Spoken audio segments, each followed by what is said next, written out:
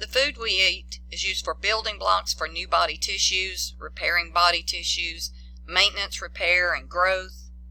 But that food is our only source of chemical energy. So most of the food we eat consists of macromolecules that are too large to be used by body cells. So that food has to be broken down into molecules that are small enough to enter body cells for them to use.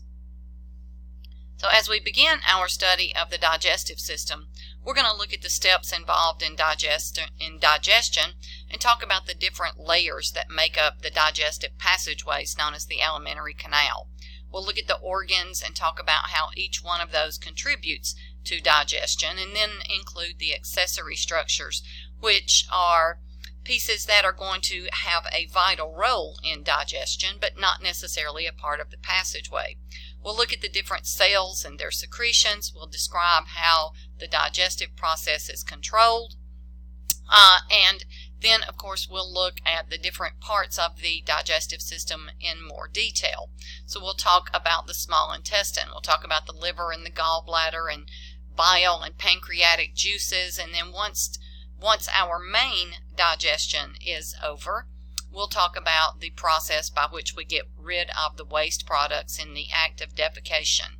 We'll talk about the enzymes and how they break down the macromolecules and the individual monomers, or one pieces, that make up the big polymers, the macromolecules. And then we'll wrap up with some disorders as well. The digestive system consists of a group of organs that break down the food we eat into smaller molecules that body cells can use. There are two groups of organs that compose the digestive system: the gastrointestinal tract and the accessory organs. So the gastrointestinal, or GI tract, is sometimes called the alimentary canal, and that simply means nourishment canal. But it's a continuous tube that begins at the mouth and ends at the anus. It runs through the thoracic and abdominal pelvic cavities. The organs of the gastrointestinal tract include the mouth, most of the pharynx. As you just learned, a part of the pharynx is related to the respiratory system, but most of the pharynx is part of the GI tract. Then we have the esophagus, the stomach, and the small and large intestine. The length of the GI tract is about 5 to 7 meters, or 16.5 to 23 feet in a living person, when the muscles that make up the walls of the organs are in sort of a state of continuous contraction. It's longer in a cadaver because the muscles have relaxed, and it goes up to about almost somewhere between 25 and 30 feet long after that muscle tone is lost. The accessory organs include the teeth, the tongue, the salivary glands, liver, gallbladder, and the pancreas. They're accessory in that they're not a part of the tube itself, but their contributions are vital to the digestive process. Other accessory organs never come into contact with the food. So, like we talked about with the teeth, they are going to be involved in breaking down. The tongue moves the food around, but other organs like the liver and the gallbladder, the salivary glands, and the pancreas never actually contact that food. So they produce or store secretions that are going to be passed into the GI tract through ducts, and the secretions then are going to aid in the chemical breakdown of food. All right, let's move to the next slide here. All right, so here you can see some images of the gastrointestinal tract that is going to contain the food at the time it's eating until it's digested and absorbed, or waste products eliminated. So muscle contractions in the wall of the GI tract are going to physically break down the food by churning it and mixing it and propelling it along the passageway from the esophagus to the anus.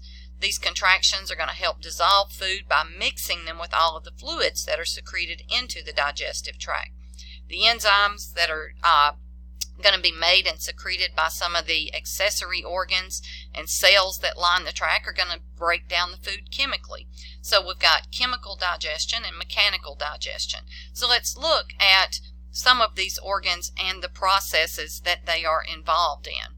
So here we can see you put food into the oral cavity, the mouth. In there, your salivary glands are going to be secreting saliva that will lubricate, moisturize, and limited a bit of an enzyme that's going to start breaking down some carbohydrates. So we put food in here, the tongue, the teeth, we manipulate it around, break it into smaller pieces mechanically, and then we're going to swallow into the pharynx, and the food passes down the esophagus, where it then empties into the stomach. The stomach secretes chemicals and mixes and churns that food once it gets in there and creates an acidic paste called chyme that then gets pushed into the first part of the small intestine called the duodenum, where a lot of enzymatic action is going to occur. In addition, here in the duodenum, we're going to have posterior to the stomach, you can't see it here in this image, but posterior to the stomach, the pancreas is going to secrete a lot of digestive juices. The liver has produced bile that's stored in the gallbladder. The gallbladder is going to secrete that bile in there, and these enzymes and the bile and the pancreatic juices are all going to start breaking down chemically more of the food products that have passed in there, that chyme, that paste. So as that moves through the first part of the small intestine, chemical digestion is occurring, and then into the middle part of the small intestine that we call the jejunum, and then finally the last part of the small intestine, which is the ileum, where most of our absorption takes place. Once that process has completed, food will then move into the colon, so that pasty chyme still moves into the colon, first into the cecum, and then the ascending colon, transverse colon, descending colon, into the rectum, the anus, and then the waste products are expelled through the anus.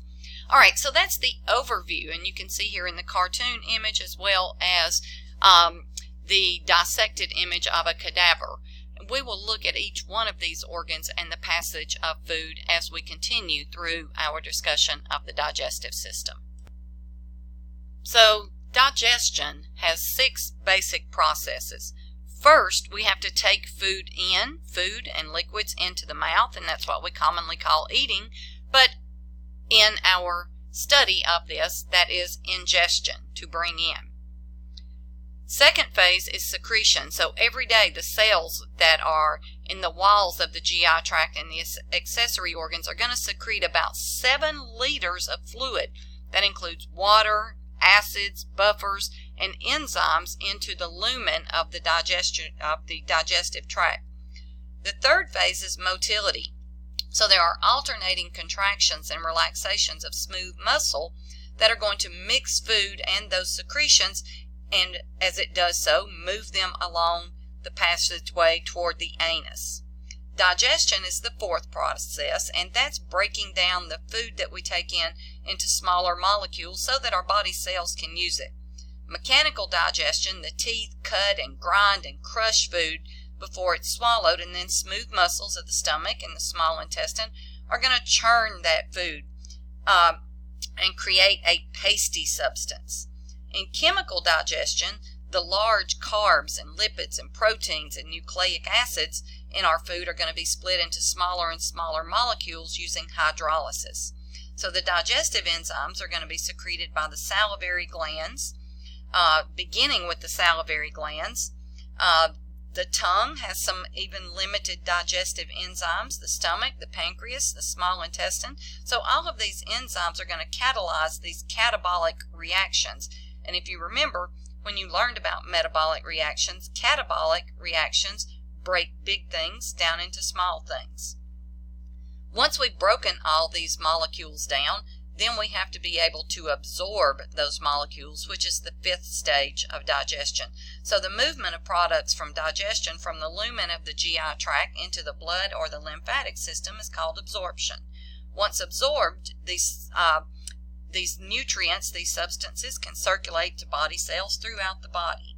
And then what's left over is excreted in the act of defecation. So waste and things that we can't digest, and bacteria found in the GI tract, and cells that were sloughed off from the lining of the gastrointestinal tract, and digestive materials that weren't absorbed as they passed through the GI tract leave the body through the anus in a process we call defecation. And that, of course, eliminates the feces from the body.